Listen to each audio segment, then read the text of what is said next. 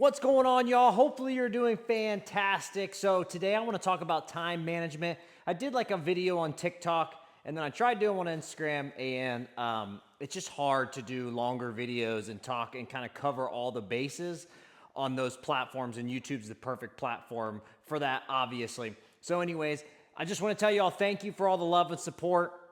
Channel's doing great, so I appreciate that. We just hit over 52,000 subscribers, so seriously, thank you. Without all of your support, that wouldn't be possible. If you're not subscribed, which funnily enough, like 95% of people that watch my videos are not subscribed, then please, if you're interested, that would be great. We would love it, but everybody says that in all the videos, so it's up to you to hit that subscribe button. Obviously, I can't force you to do it. So anyways, we're gonna talk about time management, something that I struggled with a ton early on in the business, something that I hear a lot of beginner shop owners struggle with.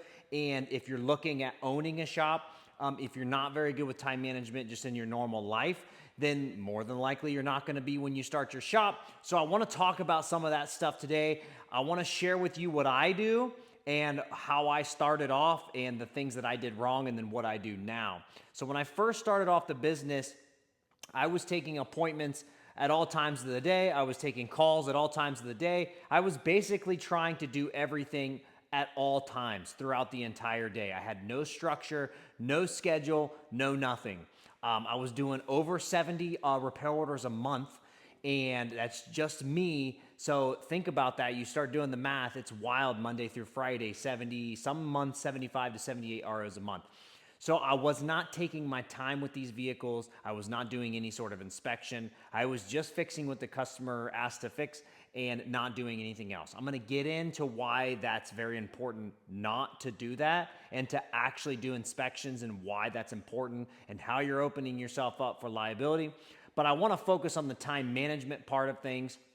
If you have some time management recommendations and some things that you do, please throw them in the comments, share with everyone else so they can read and see what you're doing.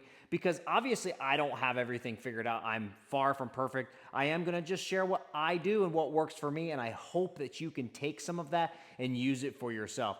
Now, most of this is gonna be for smaller shops. I'm still a one-person shop owner, so it's a little different for me than obviously someone that has multiple employees. So it may not help you. I don't know. It may help you, some of the things I do. I don't know. But anyways, so now I focus more on, I do much more quality and I take my time. I'm not trying to rush through and just skyrocket my car count.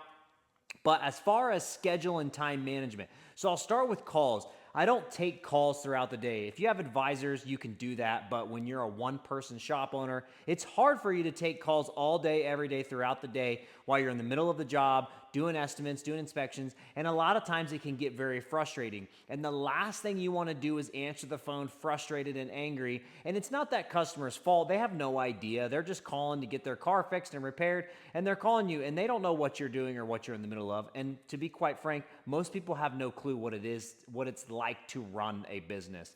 And so especially if you're the only shop owner, if you're the only employee, the only person doing everything, most people definitely don't know what that's like. And it's a lot of work. And all my one-person shop owners and business owners out there, you know what I'm talking about when I say that.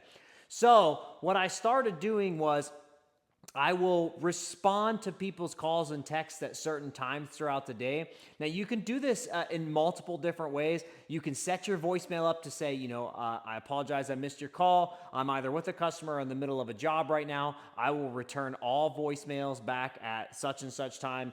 If they're from the night before, maybe 8 or 9 a.m. between 8 and 9 a.m. in the morning. And then all of my afternoon calls, I'll call people between the hours of 12 and 1, and then 5 and 6, or whatever. Like, it doesn't matter the exact times. You can pick that up. But as long as they know and you communicate that clearly on your voicemail, that does work. Now, there are some people that say you should be answering the phone 24/7, never let it ring.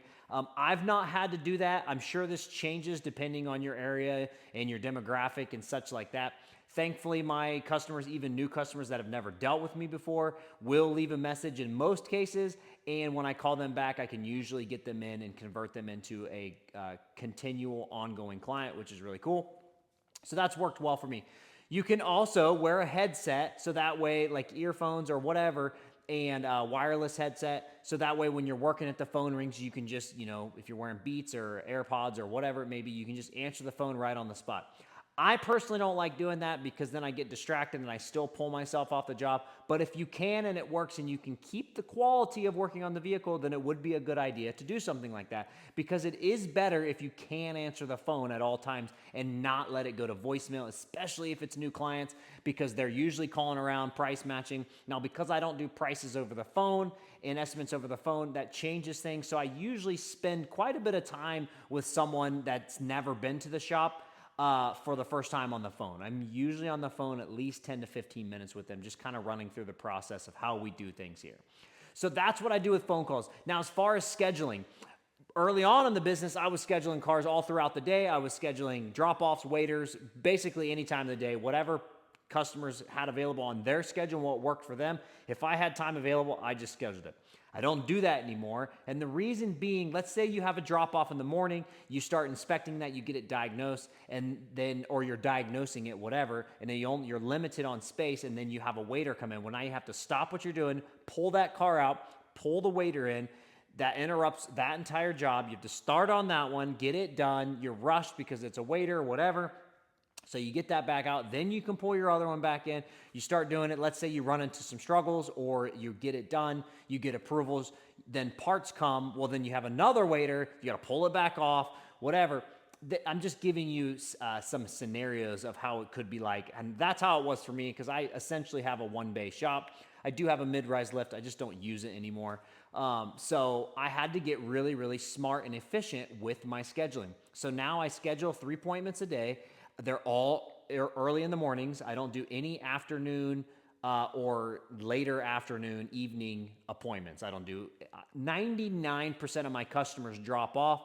It's rare that I have waiters. The few waiters that I do have are typically the ones that we've done quite a bit of the work already, and it's been within 6 months, so we most likely aren't going to have much of anything else. I'll still inspect every vehicle every time.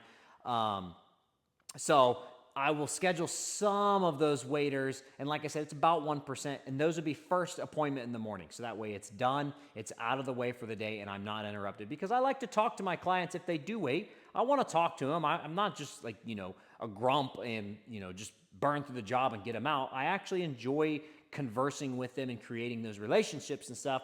But obviously, if you're doing that all throughout the day, it literally pulls you off of everything else you're doing, and then you're no longer efficient, and you're not creating the revenue you need to be profitable and run your business well. So I schedule all of my drop-offs morning of or night before. I have a drop box. I have locked coded key boxes. If people are picking up after hours, they will pay, and then I'll give them the codes for the key box so that way they can get their keys safely, and they're locked up in a lockbox so somebody can't steal their keys. I did that for two reasons. One, because early on in the business, I was having issues with some people pay. They would eventually pay. They would just take a long time, and I got tired of having to keep track of it all. My mental space, I just didn't want to waste any mental space in my mind. So now they don't get the code until they pay. It just makes things much more easy and efficient that way. But also, it gives them an opportunity to pick up before or after. I still have some clients I've never met. So that makes me much more efficient. I would highly suggest, if you do a lot of waiters, start converting those customers to drop-offs as much as you can. It gives you more time with the vehicle. Think about it. If you look at a vehicle, do an entire inspection, and it needs quite a bit of work, and you could get it done that day, most people don't want to wait any longer. They're already there for 45 minutes to an hour with the oil change, tire rotation, and inspection. So they don't want to wait several more hours to get more work done. So it's going to be much better for you, for your business, and it's going to be better for them in their car because you can take your time with it. You're not rushing it. You don't feel stressed or rushed or anything like that. You can just do the best you can do with it and be done. And then they don't have to come back till their next oil change. And, it does make it kind of inconvenient for them, because if they come for the oil change and then they do decide to do some of the work but have to come back at a later time and drop it off, it makes multiple trips when they could have just done it in one trip. So that's another reason and another way you can show them the value of dropping off their car as well.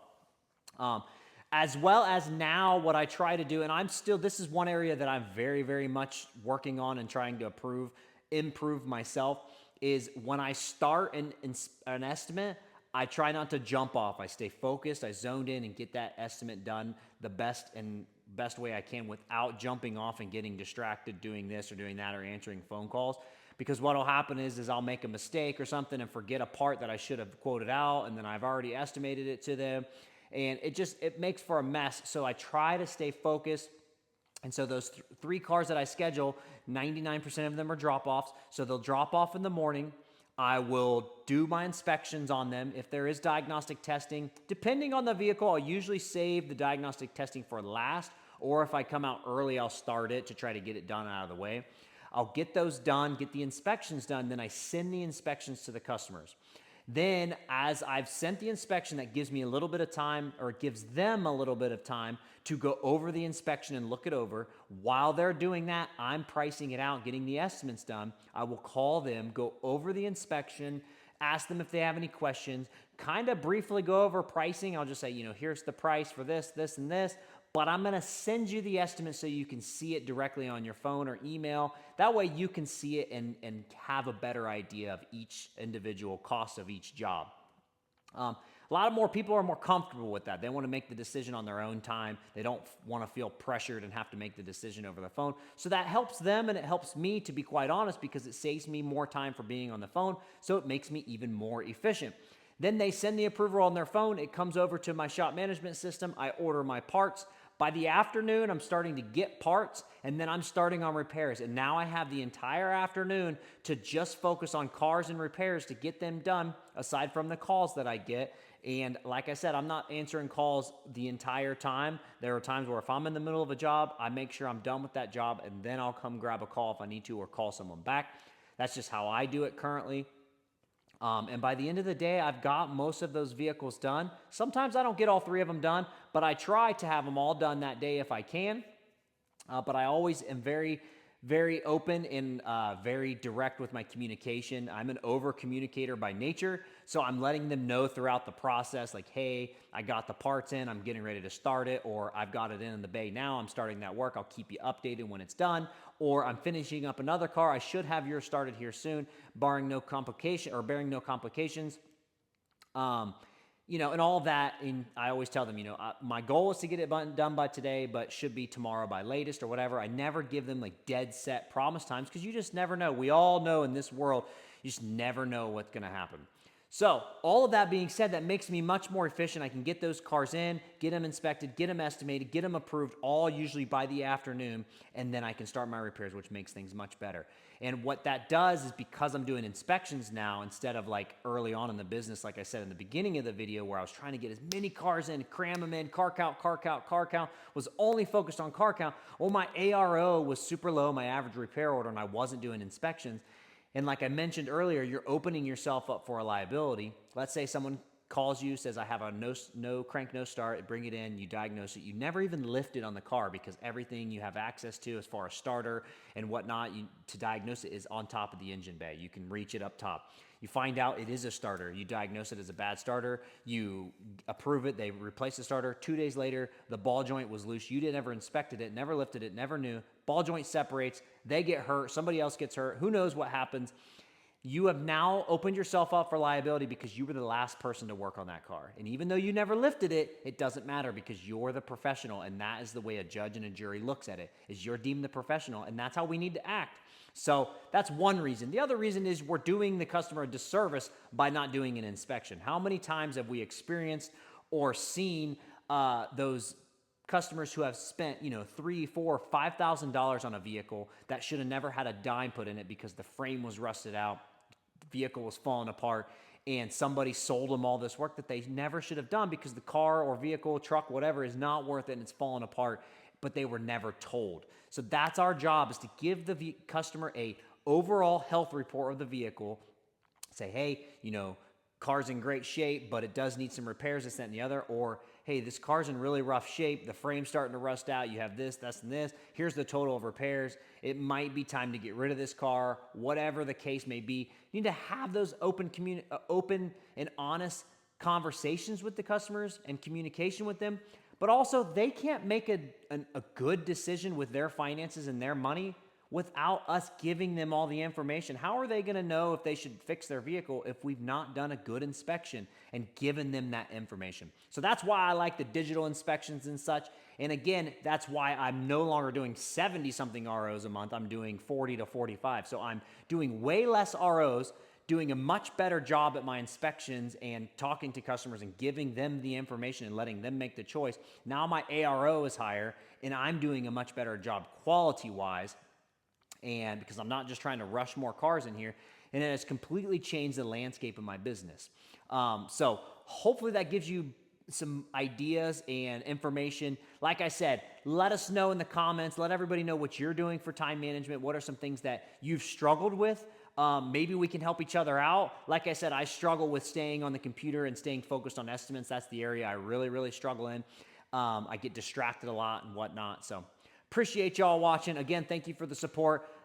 Tell me if this helped you in the comments as well. I know I've said that multiple times of telling me, but whatever.